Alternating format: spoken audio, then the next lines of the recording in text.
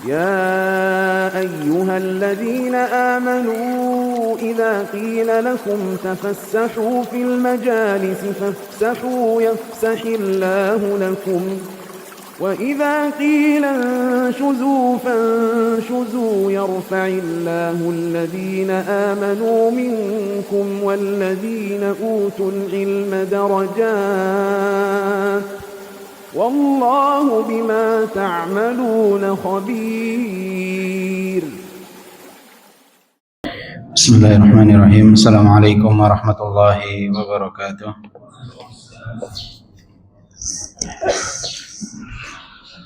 إن الحمد لله نحمده ونستعينه ونستغفره. Sesungguhnya segala puji adalah milik Allah Subhanahu wa taala. Kepada Allah lah kita memuji, memohon pertolongan dan memohon ampunan. Wa na'udzu billahi min syururi anfusina wa sayyiati a'malina. Dan kita berlindung kepada Allah dari kejahatan jiwa dan keburukan amal perbuatan kita. May yahdihillahu fala mudilla lahu wa may yudlil fala hadiyalah. Siapa yang Allah Subhanahu wa taala berikan hidayah, tidak ada yang dapat menyesatkannya, dan siapa yang disesatkan tidak ada yang dapat memberi hidayah baginya. Wa asyhadu an la ilaha illallah rabbi wahdahu la syarikalah wa asyhadu anna Muhammadan abduhu wa rasuluh. Dan kita bersaksi tidak ada yang berhak disembah selain Allah. Allah adalah Rabb kita, zat yang Maha Esa, tiada sekutu baginya. Dan kita bersaksi bahwa Nabi Muhammad adalah hamba dan utusan Allah. Ya ayyuhalladzina amanu taqullaha haqqa tuqatih wa la tamutunna illa wa antum muslimun. Wahai orang-orang yang beriman, bertakwalah kepada Allah dengan sebenar-benarnya takwa dan janganlah wafat kecuali dalam keadaan Islam. Ya ayyuhan nas ittaqu rabbakum. Wahai sekalian manusia, bertakwalah kepada Rabb kalian. Alladzi khalaqakum min nafsin wahidah wa khalaqa minha zawjaha wa batha minhuma rijalan katsiran wa nisaa. Yang telah menciptakan kalian dari jiwa yang satu, yang darinya Allah berikan pasangan. Kemudian dari keduanya Allah karuniakan keturunan yang banyak, laki-laki dan wanita. Wattaqullaha alladzi tasaaluna bihi wal arham. Bertakwalah kepada Allah yang kalian saling meminta dengan menyebut namanya, dan peliharalah silaturahim.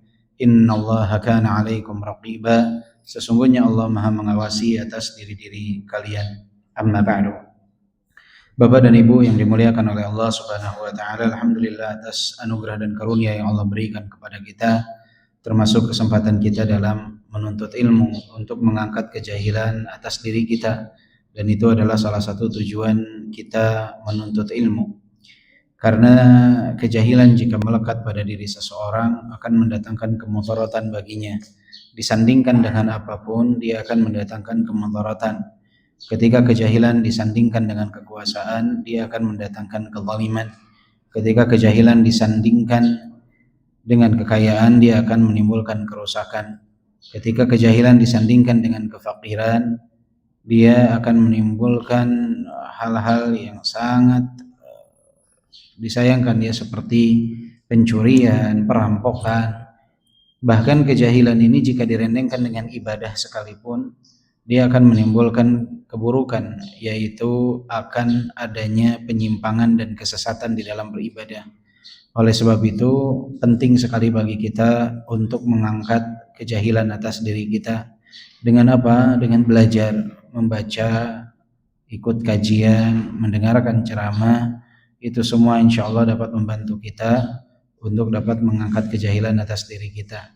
Karena kejahilan ini jika dibiarkan, dia akan berbahaya. Dan cukupkanlah diri kita dengan kejahilan yang sederhana, yaitu di saat kita tidak tahu, belajar untuk tahu, dan mendengar untuk tahu. Jangan sampai kejahilan dalam diri kita berubah dari kejahilan yang biasa menjadi kejahilan yang berlapis.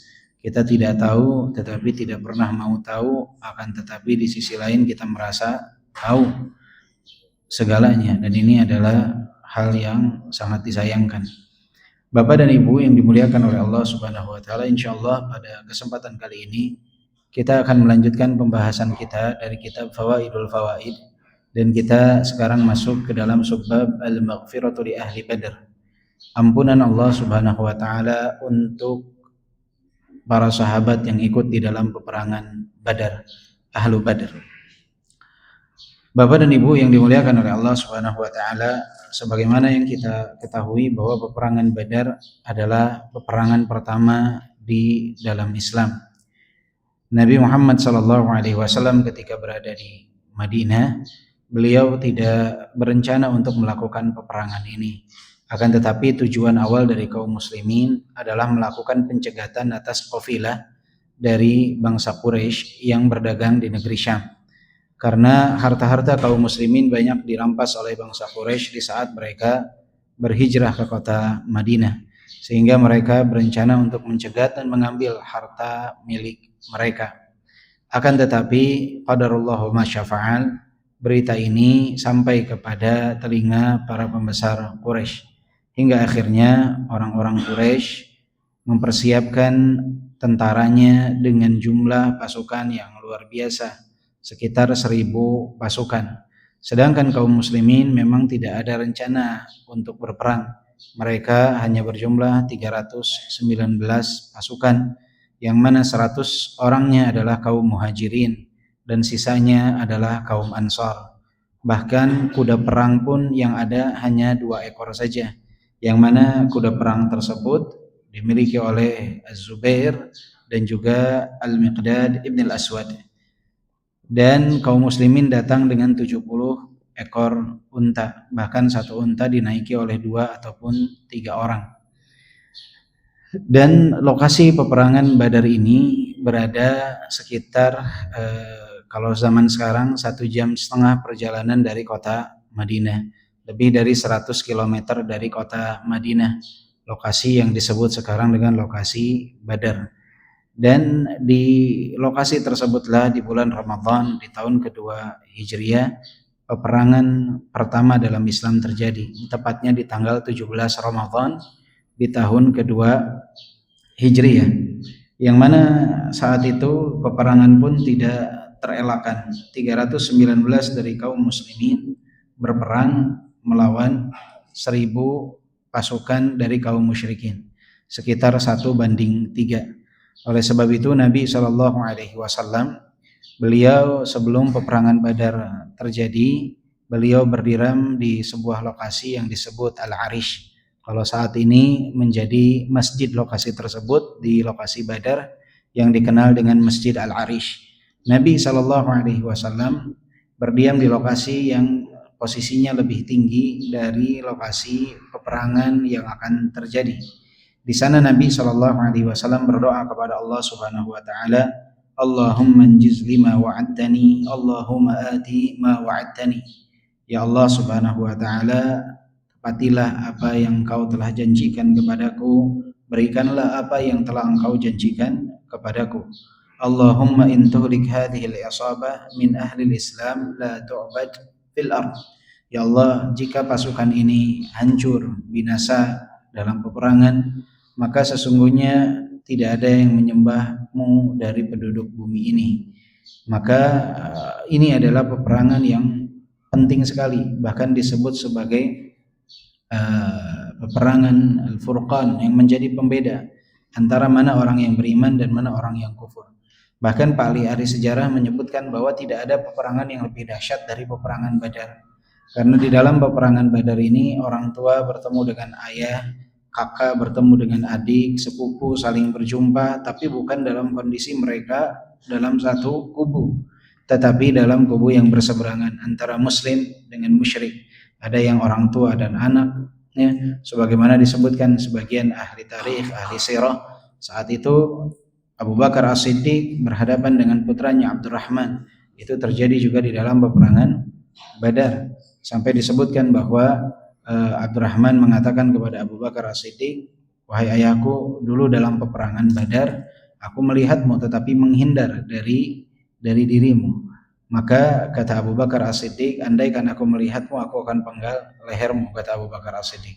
Tidak ada ikatan yang lebih kuat kecuali ikatan keimanan. Dan ini terjadi di antara para sahabat radhiyallahu anhum. Ada di antara mereka yang dalam peperangan Badar masih dalam kondisi kafir, kemudian masuk Islam. Dan banyak di antara mereka yang masih ada ikatan keluarga. Nah, 100 di antaranya kaum muhajirin yang hijrah dari kota Mekah. Sedangkan 1.000 pasukan bangsa Quraisy tentunya mayoritas dari mereka adalah penduduk kota Makkah, sehingga ikatan itu pasti ada di antara mereka. Maka ini adalah disebut Yaumul Furqan, hari pembeda, karena luar biasa sekali antara keimanan dan juga kesyirikan saat itu dipertaruhkan. Dan sebelum peperangan terjadi, terlebih dahulu diadakan mubarazah. Mubarazah ini adalah pertandingan 1 lawan 1 terlebih dahulu. Jadi dahulu peperangan itu kan di medan perang itu antara dua kubu langsung bertemu, langsung berjumpa. Ya, nggak seperti sekarang. Sekarang ini perangnya para penakut karena masing-masing diam di tempat dan pakai tombol. Kalau zaman dulu enggak, berhadapan. Nah, sebelum terjadi peperangan antara dua kubu itu biasanya diadakan mubarazah 1 lawan 1 dulu, man to man dulu. Ya. Maka saat itu dari golongan kaum musyrikin yang maju ke depan ada Utbah ibn Rabi'ah, ada Al-Walid ibn Utbah, putra dari Utbah ibn Rabi'ah, dan juga ada Syaibah ibn Rabi'ah, saudaranya. Jadi ada Utbah ibn Rabi'ah, ada Syaibah ibn Rabi'ah, ini adik kakak, ada Al-Walid ibn Utbah, anak dari Utbah ibn Rabi'ah. Mereka terlebih dahulu maju. Kemudian keluarlah dari kaum Ansar 3 orang untuk melakukan mubarazah dengan mereka, tetapi mereka menolak. Dan mereka berikan orang-orang yang kami kenal. Maka keluarlah Abu Bakar As-Siddiq, kemudian keluarlah Hamzah ibn Abdul Muttalib, kemudian Ali bin Abi Thalib, dan juga Ubaidah ibn Al-Harith. Mereka bertiga keluar menantang kaum musyrikin yang 3 orang itu. Dan subhanallah, masya Allah, tabarakallah, 3-tiganya dari kaum musyrikin semuanya luluh lantah oleh Hamzah, kemudian oleh Ali bin Abi Thalib, dan juga oleh Ubaidah ibn Al-Harith. Jadi dari mulai Utbah ibn Rabi'ah, Syaibah ibn Rabi'ah, dan juga Al-Walid ibn Utbah, 3-tiganya meninggal di lokasi saat terjadinya mubarazah 3 lawan 3. Kemudian setelah itu mulailah peperangan terjadi, dan di antara tokoh musyrikin yang terbunuh di dalam peperangan Badar adalah Abu Jahal. Abu Jahal dibunuh di dalam peperangan Badar oleh 2 pemuda, yaitu Mu'adz ibn Amr ibn al-Jamuh dan Mu'adz ibn Afra. Mu'adz ibn Amr ibn al-Jamuh dan Mu'adz ibn Afra. Jadi mereka itu ketika ditanya, kenapa kalian mencari Abu Jahal? Kata mereka berdua mengatakan, ukhbirtu annahu yasubbu Rasulullah sallallahu alaihi wasallam. Kami mendengar bahwa Abu Jahal telah mencela, menghina Rasulullah sallallahu alaihi wasallam. Maka tunjukkanlah kami keberadaannya. Maka ketika ditunjukkan itulah Abu Jahal, mereka tidak ada rasa takut sekalipun. Wallahu la yufariqu sawaduna sawadah. Demi Allah tidak akan ada terpisah bayangan kami dengan bayangan dia kecuali dia udah mati sudah. Jadi, dan mereka betul-betul mendatangi Abu Jahal dan membunuh Abu Jahal di dalam peperangan Badar tersebut. Dan dalam peperangan Badar ini Allah Subhanahu wa taala memberikan bantuan bagi kaum musyrikin, yaitu diturunkannya malaikat di lokasi yang sekarang dikenal dengan Jabal Malaikat. Jadi bukit atau gunung malaikat yang dekat dengan lokasi peperangan Badar saat ini masih ada tempatnya, adalah tempat diturunkannya malaikat oleh Allah Subhanahu wa taala. Silakan dibuka surat Al-Anfal ayat ke-9. Ada yang bisa membacakannya? Idz tastaghitsuna rabbakum.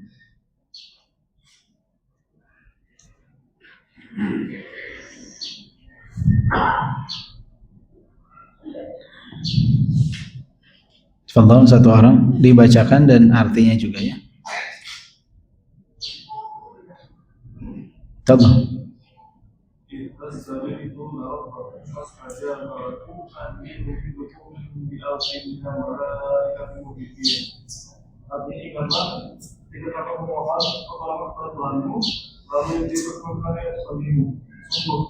Aku akan mengatakan balasan Tuhan kepadamu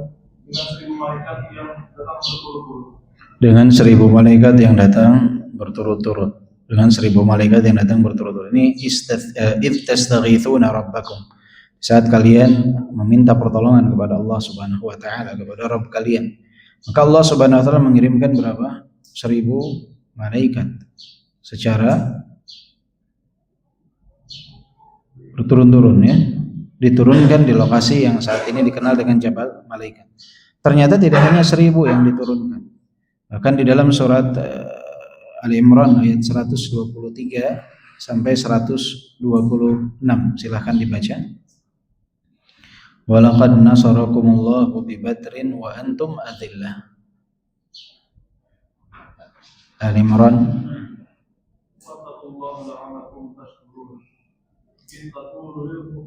dari ayat 123 apa?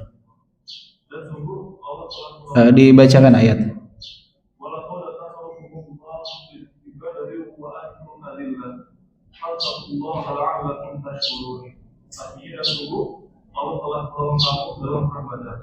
Walaqad nasarakumullahu bi Badr.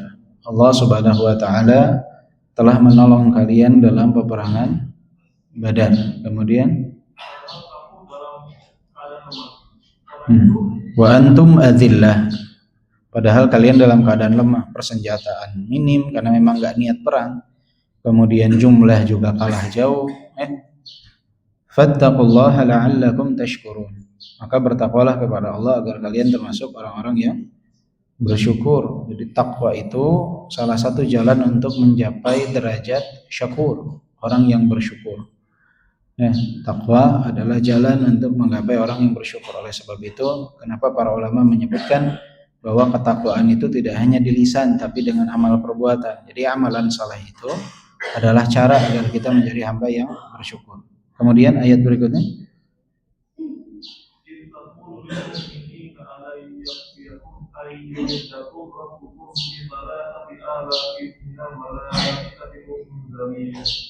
Ingatlah ketika Allah mengatakan kepada orang beriman, apakah tidak cukup berlindung bahwa Allah menentukan dengan 3.000 malaikat yang turunnya dari langit. Bantuan tambahan dari 1.000 kemudian ditambah sampai 3.000 pasukan malaikat dari langit. Kemudian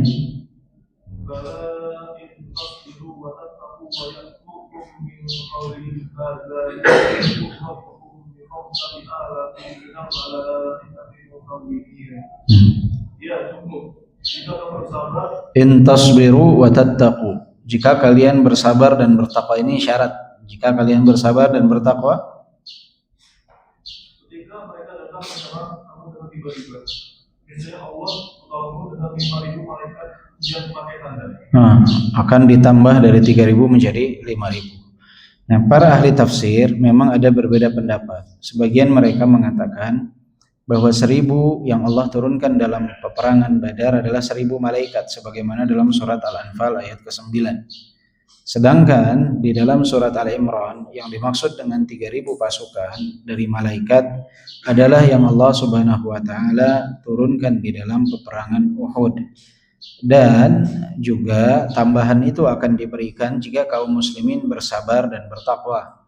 Akan tetapi karena ketidaksabaran para ahlur rumat yang berada di bukit rumah para pemanah di Jabal Rumah depan Jabal Uhud dalam peperangan Uhud, sehingga malaikat itu yang Allah turunkan tidak membantu kaum muslimin dan tidak dikirimkan pasukan tambahan untuk kaum muslimin. Ini versi pertama dari tafsir. Versi yang kedua mengatakan bahwa semua baik di dalam surat Al-Anfal ataupun surat Al-Imran ini diturunkan ayat-ayat ini berkenaan dengan peperangan Badar, karena Allah tidak menurunkan malaikat kecuali dalam perang Badar. Ini kebanyakan dari ahli tafsir. Mereka mengatakan bahwa bagaimana menggabungkan antara 1.000, 3.000 dan 5.000. Jadi mereka mengatakan diturunkan di awal 1.000, kemudian ditambah pada 3.000, dan jika mereka beriman dan bertakwa, bersabar dan bertakwa, Allah tambahkan menjadi 5.000. Muncul juga beberapa pertanyaan yang menyatakan bahwa untuk apa pasukan 5.000? Toh malaikat satu saja dapat menghancurkan dengan seketika kaum musyrikin semuanya. Kenapa harus berapa? Harus 5.000. Sebenarnya pertanyaan ini bisa dibalikan juga.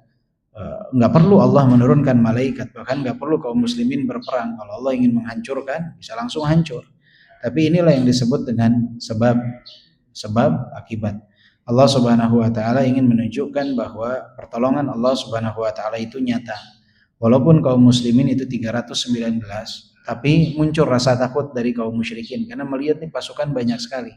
Pasukan banyak sekali, dan ini pertolongan dari Allah Subhanahu wa taala. Walaupun jumlah sedikit tapi terlihat banyak sehingga menimbulkan ketakutan di dalam diri kaum musyrikin. Oleh sebab itu dalam peperangan Badar, jumlah yang meninggal dalam peperangan Badar itu kaum muslimin hanya sedikit, hanya 14 yang syahid dalam peperangan Badar, sedangkan orang-orang musyrik itu 70-an yang wafat dalam peperangan, yang meninggal dalam peperangan Badar.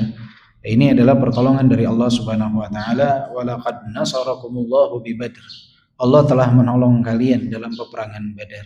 Jadi kalau tanpa pertolongan Allah itu tidak mungkin kaum muslimin mendapatkan kemenangan. Dan jika kita lihat peperangan yang dialami oleh kaum muslimin itu selalu senjatanya minim, jumlahnya juga sedikit, tapi menang. Ini menandakan bahwa kemenangan itu tidak dilandaskan hanya sebatas kepada persenjataan dan persiapan fisik dari orang-orang yang berperang, tapi faktor yang paling dominan adalah keimanan dan ketakwaan. Jadi keimanan dan ketakwaan itulah faktor yang paling dominan. Nah, ini sayangnya banyak dilalaikan di tengah-tengah kaum muslimin di zaman sekarang. Banyak yang fokusnya hanya terbatas kepada persenjataan, kepada persiapan yang zahir saja yang nampak, tapi persiapan batin mereka tidak dipersiapkan sebagaimana dahulu para sahabat dan para tabi'in. Mereka melakukan peperangan demi peperangan dan terbukti hingga akhirnya mereka menguasai, bisa dibilang, titik-titik sentral dari 3 benua, Asia, Afrika, dan juga Eropa. Mereka menguasai bahkan jalur perdagangan utama dunia dikuasai oleh kaum muslimin. Dan bukan sebatas mereka memiliki kelebihan dalam senjata, tapi keimanan dan ketakwaan mereka itu yang dipupuk. Dan yang wafat di dalam peperangan Badar ada 14 sahabat, yaitu Umair ibn Abi Waqqas, Safwan ibn Wahab, Dushimalain ibn Abdi Amr, Mahja ibn Salih, Aqil ibn al-Bukair, Ubaidah ibn al-Harith, Sa'ad ibn Khaythamah. Jadi Ubaidah ibn al-Harith yang melakukan mubarazah akhirnya wafat dalam peperangan Badar. Mubashir ibn Abdul Munzir, Haritha ibn Suraqah, Rafi ibn al-Mu'alla, Umair ibn al-Hammam, Yazid ibn al-Harith, Mi'wad ibn al-Harith, dan Auf ibn al-Harith. Ini ibn al-Harith ada 4 yang wafat dalam peperangan Badar. Ini adalah peristiwa penting di dalam sejarah Islam. Peperangan Badar, perang pertama dalam Islam yang terjadi di tahun kedua Hijriah di tanggal 17 Ramadan. Nah, kenapa kita bahas terlebih dahulu tentang sejarah singkat peperangan Badar? Karena ini penting untuk memahami apa yang akan disampaikan oleh Ibnul Qayyim berkenaan dengan ampunan bagi ahli Badar. Jadi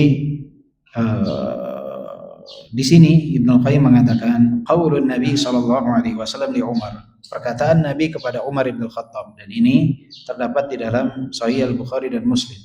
Nabi sallallahu alaihi wasallam bersabda, "Wa ma yudrik anna Allah tala'a ala ahli Badrin." Dan tahukah engkau wahai Umar, sesungguhnya Allah Subhanahu wa taala menyaksikan terhadap ahli Badr, orang-orang yang berperang dalam peperangan Badar. Faqal, dan Allah Subhanahu wa taala berfirman, "I'malu ma syi'tum faqad ghafartu lakum." Lakukanlah apapun yang kalian suka untuk lakukan, apa yang kalian inginkan, karena sesungguhnya aku telah mengampuni kalian. Ini adalah sebuah jaminan bagi orang-orang yang berperang dalam peperangan Badar dari kaum muslimin, bahwa mereka disebutkan oleh para ulama termasuk dalam penduduk surga, dan mereka dikatakan lakukan apapun yang kalian ingin lakukan, Allah Subhanahu wa taala telah mengampuni kalian. Ini balasan yang disegerakan. Allah Subhanahu wa taala memberikan ampunan bagi mereka. Kata Ibnul Qayyim, ashkala ala kathirin minan nasi ma'na. Sebagian orang menjadi kebingungan tentang makna dari hadis ini. Banyak yang bingung dengan makna dari hadis ini. fa inna dhahirahu ibahatu kulli al-a'mali lahum wa takhiruhum fi ma sya'u minha wa dzalika mumtani'un. Secara zahir hadis ini seakan-akan mengatakan bahwa orang-orang yang ikut dalam peperangan Badar mereka dibebaskan untuk memilih amalan apapun yang mereka inginkan dan dibolehkan untuk melakukan apapun. Zahirnya seperti itu.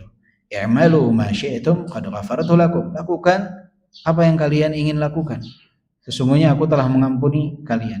Zahirnya seakan-akan orang-orang yang ikut dalam peperangan Badar itu mereka bebas untuk memilih melakukan amalan apapun. Mereka telah dijaminkan ampunan oleh Allah Subhanahu wa taala. Wa dzalika mumtani'un. Dan pemahaman seperti ini adalah pemahaman yang keliru, yang salah. Faqala ta'ifatu minhum Ibnul Jauzi. Kemudian Ibnul Jauzi rahimahullah, beliau punya pendapat lain berkenaan dengan hadis ini. Kata Ibnul Jauzi, "Laisal muradu min qawlihi 'amalu al-istiqbal wa innama huwa lil madhi." Kata beliau, firman Allah Subhanahu wa taala dalam hadis qudsi ini mengatakan i'malu ma syi'tum, lakukanlah apa yang kalian suka, faqad ghafartu lakum, sesungguhnya aku telah mengampuni dosa kalian. I'malu di sini kata beliau bukan untuk masa depan, tetapi ini menunjukkan kepada amalan di masa lampau. Wa taqdiruhu ayyu amalin kana lakum faqad ghafartu.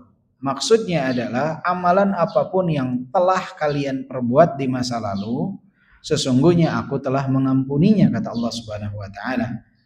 Dan wa yadullu ala dzalika syai'an, yang menjadi sebab kenapa Ibnul Jauzi berpendapat demikian itu karena dua sebab. Yang pertama kata beliau, annahu law kana lil mustaqbal kana jawabuhu qawluhu fasa'aghfiru lakum. Karena kalau memang makna dari i'malu, beramalah, itu berkenaan dengan masa depan, maka Allah Subhanahu wa taala akan mengatakan fasa'aghfiru lakum, aku akan mengampuni kalian. Tapi ini kan qad ghafartu lakum, aku telah mengampuni kalian. Maka perkataan i'malu ini menunjukkan tentang masa lampau. Jadi apapun yang telah kalian lakukan, Allah telah mengampuni kalian. Pusing enggak? Pusing. Jadi begini. Ini kan Allah Subhanahu wa taala berfirman dalam hadis qudsi ini bagi ahli Badar, i'malu ma syi'tum.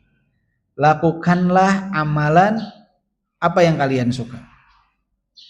Qad ghafartu lakum, sesungguhnya aku telah mengampuni dosa-dosa tersebut. Ini kan yang satu berkenaan dengan masa depan, beramalah, belum terjadi kan? Qad ghafartu lakum, aku telah mengampuni, ini berkaitan dengan masa lampau.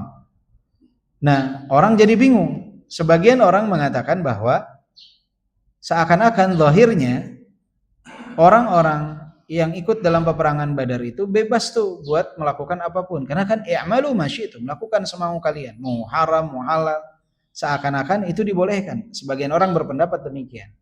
Nah, kata Ibnul Jauzi bukan begitu maksudnya. Kata Ibnul Jauzi, i'malu ini di sini maknanya bukan beramalah tentang masa depan, tetapi tentang masa lampau. Artinya apapun dosa kalian di masa dulu, aku telah ampuni dengan kalian ikut dalam peperangan Badar, kata beliau. Karena kalau i'malu ini maksudnya di masa yang akan datang, maka Allah tidak akan mengatakan qad ghafartu lakum, tapi Allah akan mengatakan sa'aghfiru lakum, aku akan ampuni dosa kalian, bukan aku telah ampuni dosa kalian. Ini sebab pertama kata Ibnu Jauzi. Sebab yang kedua, annahu kana yakunu itlaqan fid dzunub wala wajha lidzalik. Nah, kalau misalkan dibolehkan seperti ini, dimaknai secara zahir kata beliau, maka seakan-akan dibolehkan seseorang melakukan dosa apapun kalau dibiarkan. Sebagai makna zahirnya kata Ibnu Jauzi, maka seakan-akan ahli Badar ini bebas melakukan apapun mau halal dan haram. Wa haqiqatu hadzal jawab, inni qad ghafartu lakum bi hadhihi al-ghazwah ma salafa min dhunubikum lakinnahu dha'if min wajhain. Nah, kata Ibnul Qayyim, jadi intinya dari jawaban Ibnul Jauzi ini, perkataan Allah aku telah mengampuni dosa kalian dalam peperangan Badar ini itu adalah dosa-dosa yang terjadi di masa lampau, bukan di masa yang akan datang. Itu inti dari jawaban Ibnu Jauzi. Maka kata Ibnu Qayyim, dan pendapat ini adalah pendapat yang lemah dikarenakan dua hal. Dikarenakan apa? Dua hal. Yang pertama, kata beliau, kenapa pendapat Ibnu Jauzi ini lemah? Anna lafdha amalu ya'bah fa innahu lil istiqbal dunal madhi. Sesungguhnya lafadz i'malu itu ma'ruf. Dia tidak mungkin kita tarik ke masa yang lampau. Ini adalah perkataan tentang masa depan. I'malu, lakukanlah, berarti belum terjadi. Beramallah, lakukanlah. Ini berarti tentang masa depan, kata beliau. Enggak mungkin kita bisa tarik ke masa lampau. Karena hadis ini, lafadz ini tentang masa depan. Wa qawluhu qad ghafartu lakum la yujabu an yakuna i'malu mithlahu fa inna qawlahu qad ghafartu tahqiqun li wuqu'il maghfirah fil mustaqbal ka qawlihi ata amrullah wa jaa rabbuk. Dan ketika Allah berfirman dalam hadis qudsi ini qad ghafartu lakum, aku telah mengampuni dosa kalian, itu bukan berarti berbicara tentang pengampunan berkenaan dengan dosa di masa lampau, tetapi itu juga bisa bermakna di masa yang akan datang. Sebagaimana firman Allah ata amrullah dalam surat An-Nahl ayat 1. Ata amrullah. Ata amrullah. Ini kan fi'il madhi, tapi maknanya yang akan datang. Ketetapan Allah pasti akan datang. Padahal fi'il madhi ini ata amrullah. Tapi maknanya ketetapan Allah pasti akan datang. Tentang mustaqbal. Kemudian juga wajaa rabbuk dalam surat Al-Fajr ayat ke-22. Wajaa rabbuk. Jaa ini fi'il madhi. Wajaa rabbuk, tapi makna dari ayat ini apa? Dan Rabbmu akan datang. Dan Rabbmu akan datang. Sehingga walaupun bentuknya fi'il madhi, tetapi ini berbicara tentang masa yang akan datang. Artinya berbuat deh sesuka kalian, Allah akan ampuni. Allah akan ampuni. Walaupun lafadznya Allah telah ampuni, tapi maksud dari telah ampuni ini apa? Kalian sudah terjaminkan, lakukan sesuka kalian, aku akan ampuni. Mananya seperti itu. Baik. Kemudian yang kedua, kata Ibnu Qayyim, kenapa pendapat Ibnu Jauzi ini lemah?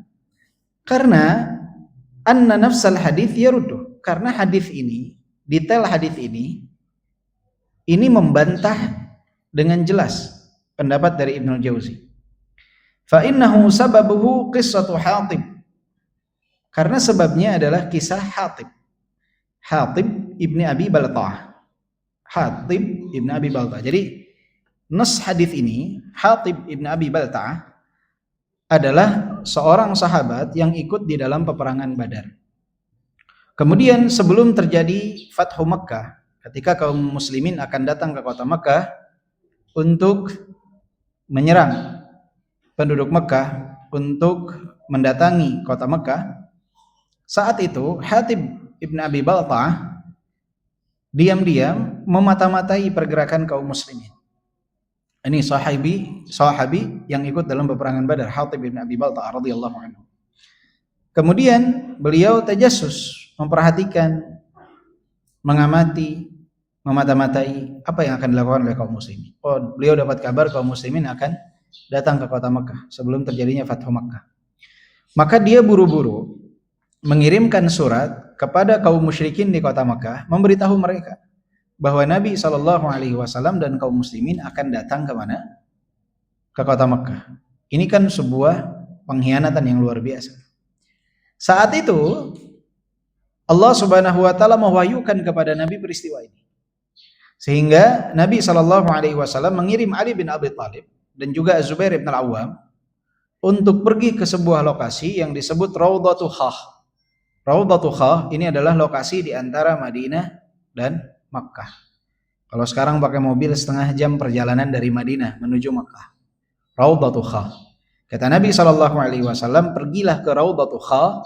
Ada seorang wanita yang sedang menuju ke kota Makkah dan dia membawa pesan dari Hatib ibni Abi Balta'ah. Ketika didatangi wanita tersebut, dia menolak, mengatakan tidak ada pesan apapun, tidak ada risalah apapun. Hingga akhirnya Ali bin Abi Thalib dan Az-Zubair bin Al-Awwam dengan keras mengatakan, wallahi ma kadzaba Rasulullah sallallahu alaihi wasallam wala kudzibna. Demi Allah, Rasulullah itu enggak mungkin berdusta, kata Ali bin Abi Thalib. Enggak mungkin. Tunjukkan risalah tersebut. Akhirnya wanita ini mau mengaku, menyerahkan kertas itu. Ternyata kertas itu berisi pesan dari Hatib ibn Abi Balta'ah radhiyallahu anhu kepada kaum musyrikin, menerangkan bahwa kaum muslimin akan melakukan penyerangan. Dan ini bisa berbahaya, mereka bisa bersiap-siap, bisa ya namanya juga apa? Mengetahui akan ada kedatangan dari kaum muslimin. Sehingga bisa saja kaum muslimin tidak mendapatkan apa yang mereka harapkan. Kemudian Nabi SAW bertanya kepada Hatib ibn Abi Balta'ah, ya Hatib, ma hamalaka ala hadi? Apa yang membuatmu melakukan ini? Tabayyun dulu nih Nabi kepada Hatib ibn Abi Balta'ah. Kata Hatib ibn Abi Balta'ah, ya Rasulullah, ama wallahi inni la mu'minun billahi wa bi rasuli. Wahai Rasulullah, sesungguhnya aku ini beriman kepada Allah dan Rasulnya. Ma ghayyartu wa la badaltu. Aku tidak merubah dan tidak mengganti apapun. Aku beriman kepada Allah dan Rasulnya. Walakinnani kuntu imra'an laysa bi fil qaumi min ahlin wala ashirah. Wa kana li baina adhurihim waladun wa ahlun. Jadi beliau ingin menerangkan bahwa anak dan keluarga beliau ini ada di Mekah. Dan beliau ini bukan penduduk Quraisy, bukan bangsa Quraisy. Yang mana beliau berharap bahwa perbuatan ini dapat menjadi nilai plus beliau di hadapan bangsa Quraisy, sehingga anak dan keluarganya mendapatkan perlindungan dari mereka, tidak mendapatkan kemudaratan dari kedatangan kaum muslimin. Itu tujuannya, karena khawatir terhadap keselamatan anak dan keluarganya. Itu tujuan beliau. Maka mendengar ucapannya tersebut, Umar ibn al-Khattab mengatakan, ya Rasulullah, da'ani fal adrib unuqah. Wahai Rasulullah, biarkan aku memenggal lehernya Hatib ibni Abi Balta'ah. Fa inna ar-rajula qad nafaqa. Karena lelaki ini telah berbuat perbuatan orang-orang munafik. Ini sahabat nih, Hatib ibn Abi Balta'ah ikut dalam peperangan Badar, membuat sebuah kekeliruan yang luar biasa, bisa dibilang pengkhianatan yang luar biasa dilakukan oleh Hatib bin Abi Balta'ah, sampai Umar ingin memenggal leher Hatib bin Abi Balta'ah, sampai Umar ingin membunuhnya. Kemudian apa jawaban Nabi SAW kepada Umar di awal pembahasan kita? Nabi berkata kepada Umar, wa ma yudrika anna Allah attala ala ahli Badr. Tidakkah engkau tahu, hai Umar, tahukah engkau, hai Umar, bahwasanya Allah memandang kepada ahli Badr, orang yang ikut dalam peperangan Badar. Kemudian berkata, i'malu ma syi'tum qad ghafartu lakum. Lakukan apa yang kalian mau, Allah telah mengampuni dosa kalian. Kemudian turunlah firman Allah Subhanahu wa taala dalam surat Al-Mumtahanah ayat 1 sampai 3. Coba ada yang baca surat Al-Mumtahanah ayat 1 sampai 3.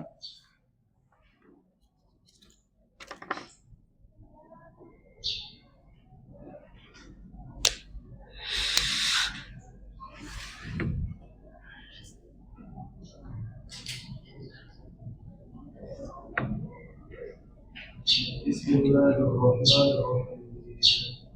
Ya ayyuhalladzina amanu la tattakhidhu aduwwi wa aduwwakum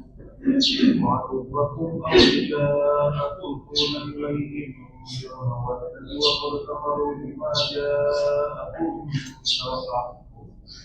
yukhrijuna ar-rasula wa iyyakum an tu'minu billahi rabbikum in kuntum qadtum jihadam fi sabili wa ibtigha'a marḍati tusirruna ilayhim يسرون إليهم بالمودة وأنا أعلم بما أخفيتم وما أعلنتم ومن يفعله منكم فقد ضل سواء السبيل. Artinya dibaca.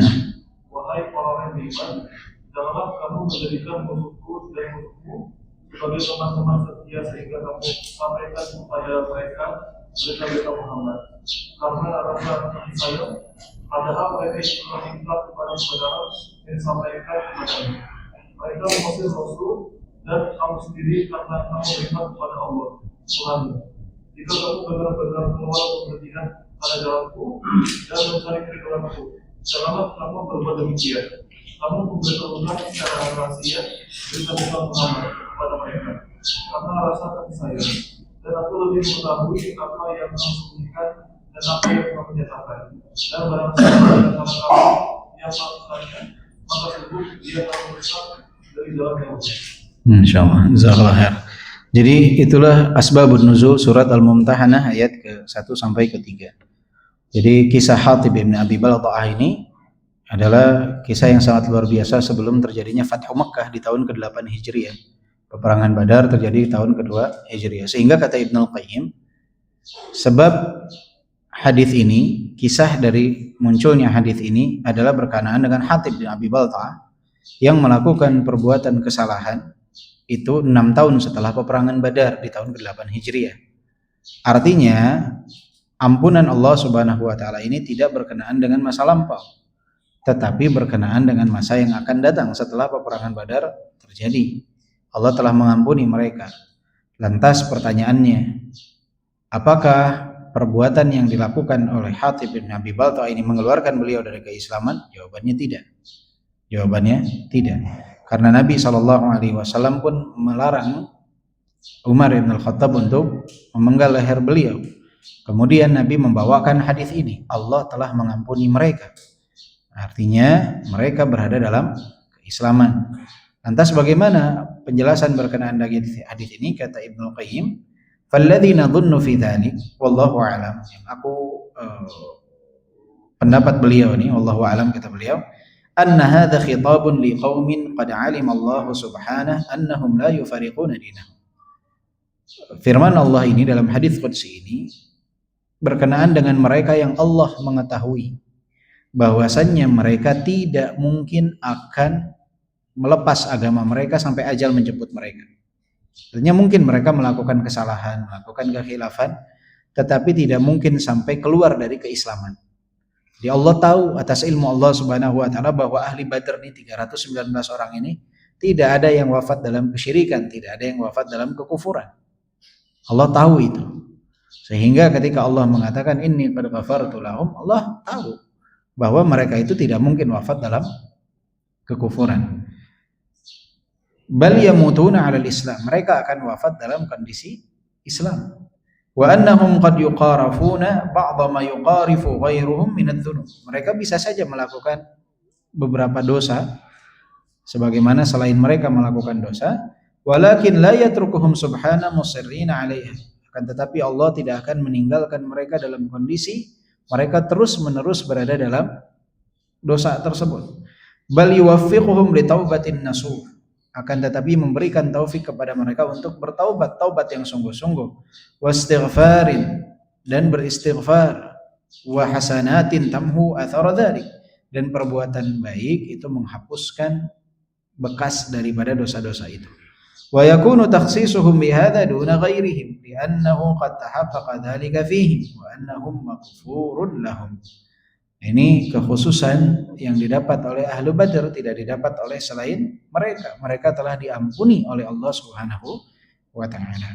Jadi tidak berarti kata yang pertama nih, kata Ibnu Qayyim, bukan berarti ini berbicara tentang masa lampau tapi masa depan sekalipun. Karena apa? Karena Allah tahu mereka akan wafat dalam keislaman. Itu yang pertama. Dan amalan mereka ini istimewa, ikut dalam peperangan Badar, Yaumul Furqan. Ini hari pembeda, enggak sekuat sekarang kaum muslimin. Itu perang pertama dalam kondisi lemah, tapi mereka mengorbankan jiwa, harta, raga mereka di jalan Allah Subhanahu wa taala. Amalan ini istimewa. maka ganjaran bagi mereka itu adalah Allah ampuni mereka. Karena Allah tahu mereka tidak wafat dalam keadaan kecuali Islam. Nah, ini diketahui atas ilmu Allah Subhanahu wa taala. Kemudian juga wala yamna'u dzalika kaunul maghfirah hasalat bi asbabin taqumu bihim. Wala yamna'u dzalika kaunul maghfirah hasalat bi asbabin taqumu bihim. Dan hadis ini tidak menafikan bahwa ampunan itu datang dikarenakan sebab-sebab dari adanya ampunan. Kama la yaqtadi dzalika an yu'addilu al-fara'id wuthuqan bil maghfirah. Ini juga tidak berarti bahwa hadis ini menjadikan mereka dengan bebas meninggalkan kewajiban karena adanya jaminan ampunan. Falau kanat qad hasalat binul istimrari 'ala al-qiyam bil awamir lam mahtaju ba'da dhalika ila salatin wala siyamin wala hajjin wala zakatin wala jihadin wa hadha mahal. Artinya kalau misalkan para sahabat yang ikut dalam peperangan Badar memaknai hadis ini bahwa mereka bebas meninggalkan kewajiban dan melakukan kemaksiatan, tentunya nggak ada di antara mereka yang perlu lagi untuk berpuasa, sholat, haji, enggak. Tetapi justru mereka tidak ada yang meninggalkan kewajiban dan mereka tidak ada yang sengaja terjerumus dalam kemaksiatan. Kenapa? Karena mereka tahu bahwa ampunan ini diharuskan adanya sebab-sebab yang mendatangkan ampunan tersebut. Jadi karena Allah sudah tahu nih karakter perang Badar nih 319 ini, orang-orangnya, keimanannya tidak akan wafat kecuali dalam keadaan Islam, tidak mungkin meninggalkan kewajiban dengan sengaja, begitupun mengerjakan dosa dan kemaksiatan, mungkin tergelincir 1 dan 2 dosa sebagaimana yang dilakukan oleh Hatib Ibn Abi Balta'ah, tetapi segera untuk bertaubat kepada Allah Subhanahu wa taala dan juga segera kembali kepada Allah Subhanahu wa taala. Jadi dulu para sahabat yang ikut dalam peperangan Badar enggak pas dibacakan hadis ini oleh Nabi, oh begitu, udah besok anak enggak sholat, anak enggak puasa, enggak seperti itu. Kenapa? Karena mereka tahu untuk mendapatkan ampunan itu membutuhkan sebab-sebab yang mereka tempuh. Ya, mengerjakan kewajiban, di antara sebab itu adalah ikut dalam peperangan Badar. Wa min aujabil wajibati taubati ba'da dzam fa dhamanul maghfirah la yujibu ta'tila asbabil maghfirah. Jadi jaminan ampunan itu tidak menjadikan seseorang mengosongkan sebab untuk mendapatkan ampunan. Jadi Allah menjaminkan ampunan tapi bukan berarti kita meninggalkan sebab untuk mendapatkan ampunan. Baik, untuk memudahkan pemahaman kata beliau, wa nadhiru hadza qawlu fil hadits al-akhir. Jadi untuk mendekatkan pemahaman nih, beliau menukilkan hadis lain yang semisal dengan ini. Yaitu hadis yang diriwayatkan oleh Al-Bukhari dan Muslim. Adznaba 'abdun dzamban faqala ya rabbi adznabtu dzamban faghfirhu li faghfara lah. Jadi seorang hamba melakukan dosa kemudian dia mengatakan wahai Rabb, aku telah berdosa, ampunilah aku. Maka diampunilah dosanya. Thumma makatha ma sya'allahu an yamkuth. Kemudian dia hidup sebagaimana biasanya. Thumma adznaba dzamban, kemudian melakukan dosa yang lainnya. Adznaba dzamban akhar, melakukan dosa yang lainnya. Faqala ay Rabb, asabtu dzamban faghfirhu li. Ya Allah, aku telah berdosa, ampuni aku. Faghfaralah, Allah pun mengampuni dosanya. Thumma makatha ma sya'allahu an yamkuth. Kemudian dia hidup sebagaimana mestinya. Thumma adznaba dzamban akhar, kemudian berdosa kembali. Faqala Rabbi asabtu dzamban faghfirhu li. Ya Allah, aku berdosa, ampuni dosaku. Bertobat lagi dia. Faqala Allahu 'alima 'abdi annahu lahu rabban yaghfiru dzamba wa ya'khudhu bihi. Allah Subhanahu wa taala kemudian berfirman, hambaku telah mengetahui bahwa dia memiliki Rabb yang mengampuni dosa dan sanggup untuk menyiksa. Qad ghafartu li 'abdi falyamal ma syaa. Aku telah mengampuni dosa bagi hambaku, maka lakukanlah apa yang dia inginkan. Falaisa fi hadza itlaqun wa idznun minhu subhanahu fil muharramati wal jara'im. Maka ini bukan artinya dibebaskan orang tersebut secara mutlak dan diizinkan untuk melakukan perbuatan yang haram dan dosa. Wa inna ma yadullu ala annahu yaghfiru lahu ma dama kadzalik idza athnaba dzab. Akan tetapi maksudnya Allah akan tetap mengampuni dia jika dia berdosa kemudian bertaubat kepada Allah Subhanahu wa taala, asalkan taubatnya taubatan nasuha. Kadang orang sudah taubatan nasuha, tergelincir lagi, tobat lagi, tergelincir lagi, tobat lagi. Tapi taubatnya harus taubatan nasuha. Taubatan nasuha itu apa? Menyesali dosanya, meninggalkan dosanya, berazam untuk tidak melakukan. Tapi kadang suka tergelincir lagi. Beda dengan orang yang memang tidak taubatan nasuha. Memang belum sempat aja, nanti kalau udah sempat baru berdosa lagi. Ini beda. Jadi Allah akan tetap ampuni. Artinya ketika Allah mengatakan ghafartu li 'abdi falyamal ma syaa. Aku telah ampuni dosa bagi hambaku, lakukan apa yang dia mau. Maksudnya apa? Allah tahu bahwa dia ketika tergelincir, dia akan segera bertaubat kepada Allah taubatan nasuha. Begitupun terus. Bukan berarti dia bebas melakukan perbuatan yang diharamkan tanpa bertaubat kepada Allah Subhanahu wa taala. Wa ikhtisasu hadzal 'abdi hadza li'annahu qad 'alima annahu la yusirru 'ala dzamb. Karena kenapa hamba-hamba ini Allah berikan kekhususan? Karena Allah tahu hamba ini tidak akan terus-menerus berada dalam dosa. Pengetahuan Allah Subhanahu wa taala. Wa annahu kullama adznaba tab. Allah tahu orang ini kalau berdosa dia akan segera untuk bertaubat. Hukmun ya'ummu kullama kanat haluhu halah. Jadi ini berlaku untuk semua yang kasusnya serupa. Lakinna dzalika al-'abd maqtu'un lahu bidzalika kama qata'a bihi li ahli Badr. Akan tetapi ini telah ditetapkan bahwa mereka Allah telah mengetahui karakter mereka itu walaupun berdosa segera bertaubat, walaupun berdosa segera bertaubat.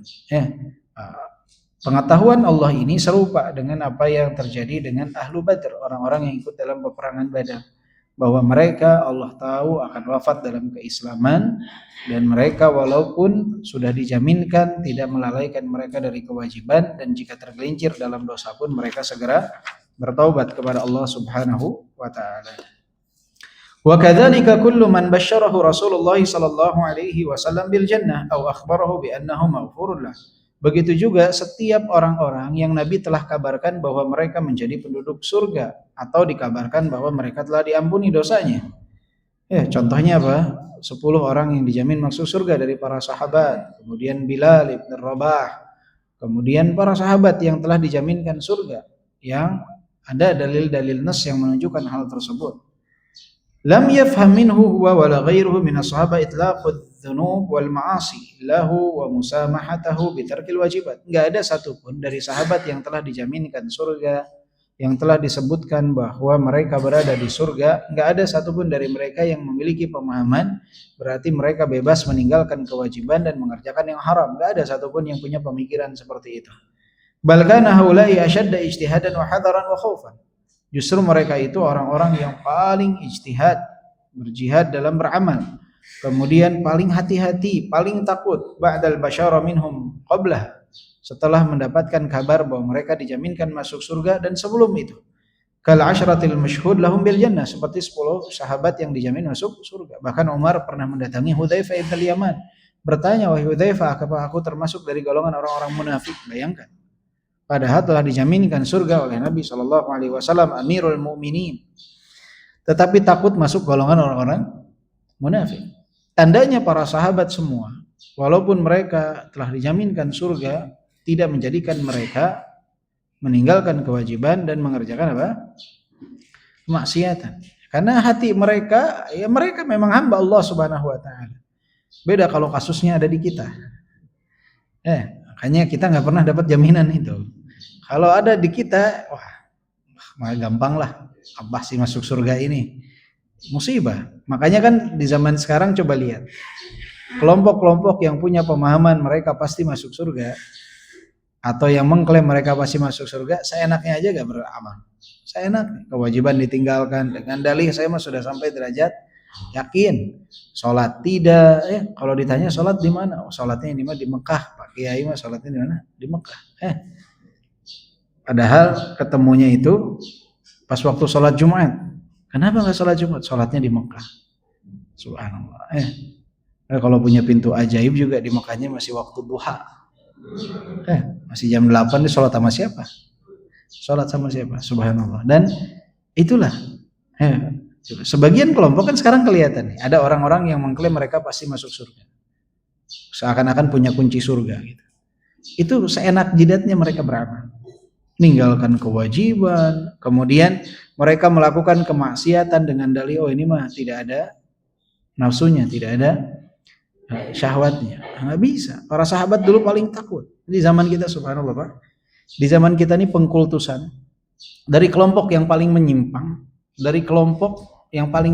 sampai kelompok yang dianggap sunnah, itu pengkultusan kepada tokoh itu selalu ada. Disadari gak? Ada. Kalau zaman di kelompok-kelompok yang menyimpang itu kan sampai ekstrim perbuatan itu. Bisa yang perempuan itu dia bersentuhan, kadang sampai ada yang mengalap berkah dengan disentuh oleh gurunya dan macam-macam yang semisal dengannya. Bahkan sampai ada yang berhubungan suami istri di kelompok-kelompok yang menyimpang. Di kelompok-kelompok yang dianggap ahlu sunnah pun sama sekali. Jadi seperti ada pengkultusan, tapi nggak sampai se ekstrim itu. Paling kelihatan itu adalah saat momentum kajian. Sekarang lagi marak banyak, apalagi kalau bapak-bapak ke Jakarta paling banyak lagi marak kajian. Kajian tuh sekarang tuh mulai disekat, bukan depan belakang ikhwan akhwat, tapi sekat tengah. Karena sama-sama bayar kan, nominalnya sama, masa depan belakang. Jadi disekat, yang ikhwan di kanan, yang akhwat di kiri. Ikhwan dan akhwat ini dikasih tirai di tengah. Padahal ada si ikhwan ini yang mungkin istrinya ada di tempat akhwat, adiknya, kakaknya, tapi tetap ditutup dengan tirai di tengah agar ikhwan tidak melihat akhwat. Begitupun akhwat tidak melihat ikhwan. Tapi ustadznya di mana duduk ya? Tengah. Ustadznya mah bebas, melihat akhwat boleh, mau dilihat akhwat juga boleh. Apa bedanya si ikhwan dengan si ustadz? Kan harusnya sebagai seorang ustadz dia menjadi orang yang paling takut. Ya. Jadi orang yang paling takut. Ini enggak. Justru ini terjadi, subhanallah. Syuf, pengkultusan ini menganggap bahwa keilmuan menjadikan seseorang itu jauh dari kemaksiatan. Ini terjadi bukan di kelompok yang menyimpang sekali, bukan. Di dalam Ahlus Sunnah wal Jamaah sendiri, hal ini mulai nampak sekarang. Mulai perhatikan saja. Banyak yang seperti ini. Bahkan anak kaget pernah diundang kajian di Jakarta. Kondisinya seperti itu. Asal begini model kajiannya. Ya. Akhirnya kita alihkan ke tempat ikhwan pemateri. Anda bilang geserin mejanya, kenapa jadi di tengah ya? Dan itu bisa menimbulkan apa? Fitnah. Ya, bisa menimbulkan fitnah. So ini subhanallah, pengkultusan ini bayangkan ada di mana-mana. Bahkan di dalam kajian sunnah sendiri. Ya. Karena komplain kalau ibu-ibunya di belakang komplain, kata ibu-ibunya saya juga bayar. Tapi kalau di masjid begini kan nggak ada yang komplain, memang sudah aturannya seperti ini ya. Jadi musibah. Nah, ini musibah yang harus segera ditangani, kalau enggak nanti seperti apa? Seperti kanker menjalar tuh Pak. Itu karena tidak ditangani dengan segera. Itu terjadi, subhanallah. Satu kasus juga yang sering terjadi. Dulu itu kan yang namanya kajian ya kajian. Tanpa ada sponsor. Sekarang ini kajian tuh pakai sponsor. Jadi misalkan kajian di depannya itu nanti ada logo nih, produk apa nih, sponsornya apa, misalkan cap kaki 3. Nanti pas kajian di depannya ada logo cap kaki 3. Jadi kadang kalau kajian itu logo di belakang tuh banyak, logo produk nih, bukan logo majelis taklim ya. Logo produk, dari setiap produk, dari makanan, minuman, pakaian, hijab, padahal belum tentu hijabnya syar'i. Semua produk. Jadi seperti kajian diselipkan dengan apa? Dagangan. Karena tidak ada yang mengingkari, sekarang di-upgrade. Sponsornya bukan hanya produk ataupun barang dagangan, sampai ke bank sekarang. Jadi sponsor kajian. Dan itu terjadi. Dan sudah akhirnya dianggap seperti sesuatu yang biasa. Dengan dalih banknya kan bank syariah. Bentar lagi juga akan ada yang lain. Jika hal ini dulu adalah sesuatu yang mengherankan, maka kedepannya akan dianggap sebagai sesuatu yang biasa jika tidak ada pengingkaran terhadap kemungkaran. Sama tadi kayak kajiannya disekat nih. Awalnya disekat tinggi, nanti disekatnya agak pendekan dikit. Kemudian nanti mulai tuh yang suami istri duduk bersampingan. Itu akan ada dan itu akan terjadi kalau tidak ada pengingkaran terhadap kemungkaran. Ya, semoga Allah melindungi kita semua. Wa qad kana Siddiqu syadidal hadari wal makhaf. Abu Bakar As-Siddiq, manusia terbaik setelah para nabi. Abu Bakar As-Siddiq radhiyallahu anhu itu adalah orang yang paling takut. Makanya beliau tuh banyak menangis. Wa kadzalika Umar, begitu juga Umar. Fa innahum alimu annal basyarah al-mutlaqah muqayyadatun bi syurutiha wal istimrar 'alaiha ila al-maut. Mereka mengetahui bahwa kabar gembira, jaminan dari Nabi bahwa mereka pasti masuk surga itu terikat dengan syarat-syarat dan berkesinambungannya mereka melakukan amalan saleh di atas syarat-syarat tersebut sampai wafat. Jadi jaminan itu berkaitan dengan apa? Ada syaratnya. Jaminan ampunan, jaminan semuanya itu kaitannya ada apa?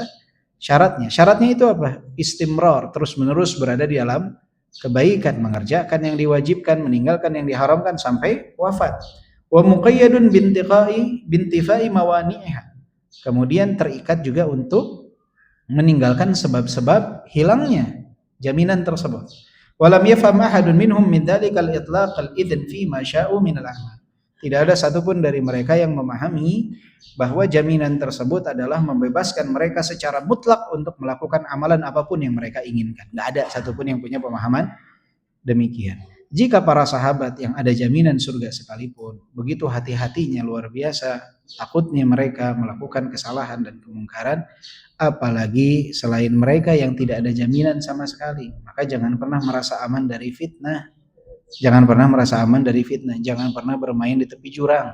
Jangan pernah bermain api. Berapa banyak yang tergelincir dalam fitnah harta, berapa banyak yang tergelincir dalam fitnah wanita, berapa banyak yang tergelincir dalam fitnah tahta. Sebabnya apa? Merasa diri sudah cukup punya benteng untuk tertolak dari fitnah tersebut. Akhirnya bermain di tepi jurang, di tepi sungai, hingga akhirnya terjadilah apa yang terjadi. Ya, sama kayak tadi disekat. Si akhwat ini ngelihat, wah ustadznya bagus nih. Ustadznya luar biasa nih. Ustadznya istrinya misalkan baru satu, atau dia sedang menduda. Kemudian ini lagi masalah sama suaminya.